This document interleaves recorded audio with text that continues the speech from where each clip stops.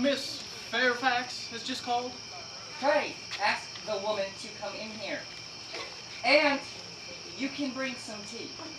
Yes, miss. Miss Fairfax. One of the good elderly women, I suppose, who is associated with Uncle Jack's philanthropic work in Atlanta. I don't think I like women who are interested in philanthropic work. It is so forward of him.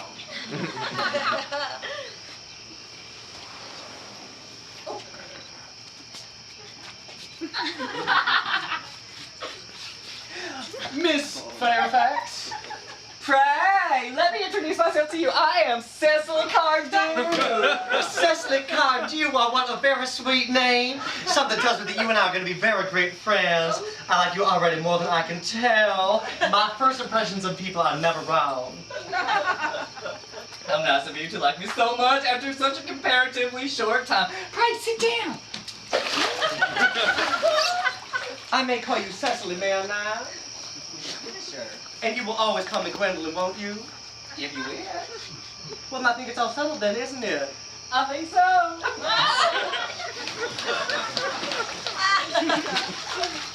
Oh, perhaps now is a good time for me to mention who I am.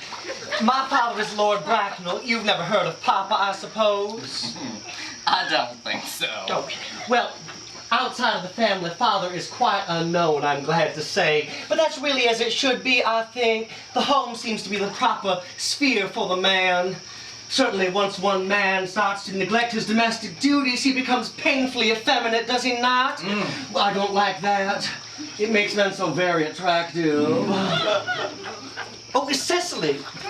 Mama, whose views on education are quite strict, has raised me to be extremely short-sighted. It's part of her system, so I was wondering if you would mind if I looked at you through my glasses? Oh, not at all. Gwendolyn, I am very fond of being looked at.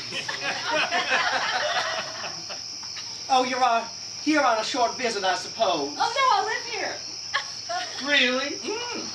Well, your mother or some other female elderly relative resides here also? No, I have no mother, nor, in fact, any other relations. Indeed. No, my guardian, with the assistance of Miss Prism, has the arduous task of looking after me. Your guardian?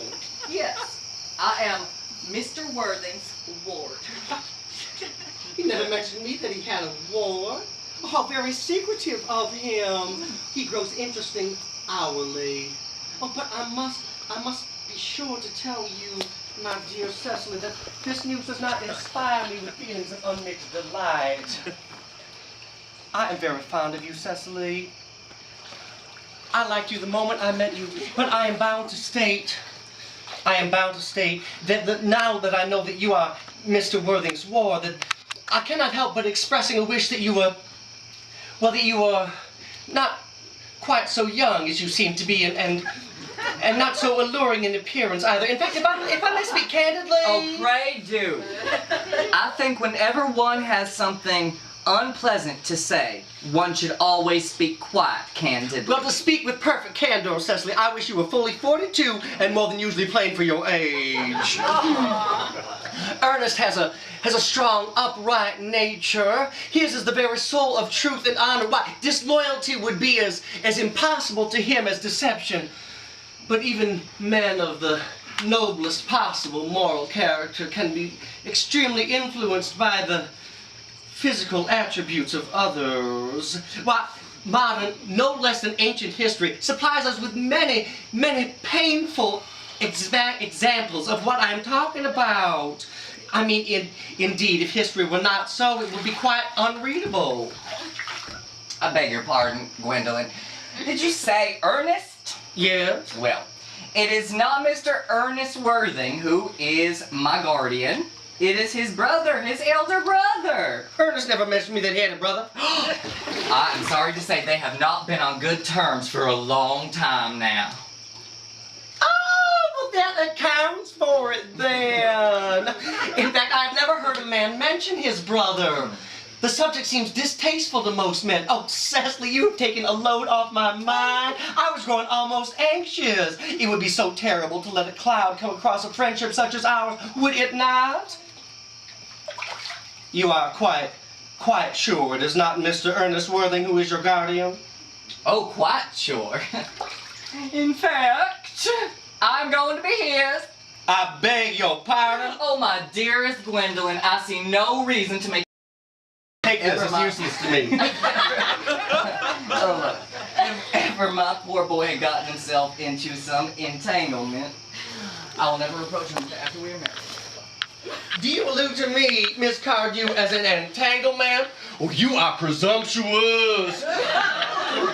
At times like this, it becomes more than a moral obligation to speak one's mind. It becomes a pleasure. Do you suggest, Miss Fairfax, that I entrapped Ernest into an engagement? How dare you? This is no time to wear the shallow mask of manners. When I see a spade, I call it a spade. Oh, I am happy to say that I have never seen a spade. It is clear that our social spheres are widely different. Shall I lay here as usual, miss? Yes, as usual.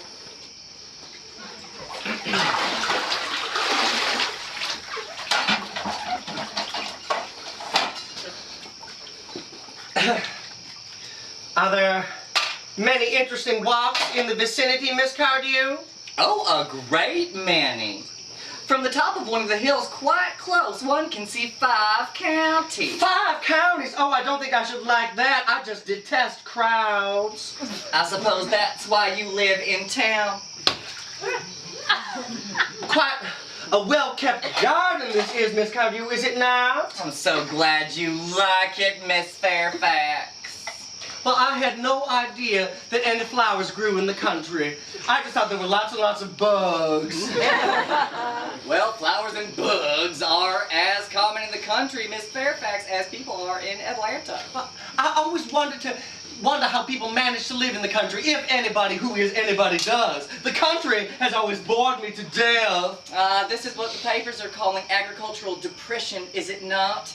I hear the aristocracy are suffering from it quite a bit just at the moment. It is almost an epidemic amongst them, I am told. Would you like some tea? Thank you! Detestable girl, but I require tea. Sugar? Oh, no, sugar is not very fashionable anymore.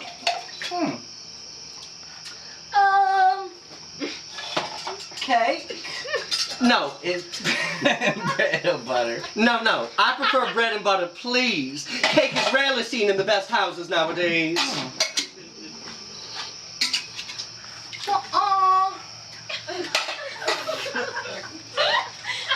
My, this tea has certainly taken a long time to prepare.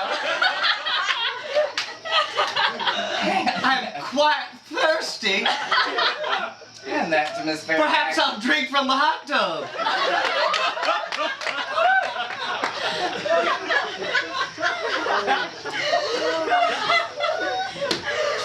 Miss Cardew, you have filled my tea with lumps of sugar, and though I clearly requested bread and butter, you have given me cake. Now I am known for the gentleness of my disposition and the extraordinary sweetness of my nature, but I must warn you, Miss Fairfax, Miss Cardew, that you have gone too far. I haven't even had this tea yet. To save my poor unfortunate boy from the machinations of an girl. There are no lengths to which I will not go. I distrusted you from the first minute I saw you, Miss Cardew. I thought you were deceitful and false. My first impressions of people are never wrong. I think, Miss Fairfax, that I am trespassing on your valuable time. No doubt you have many calls of a similar character to make in the neighborhood.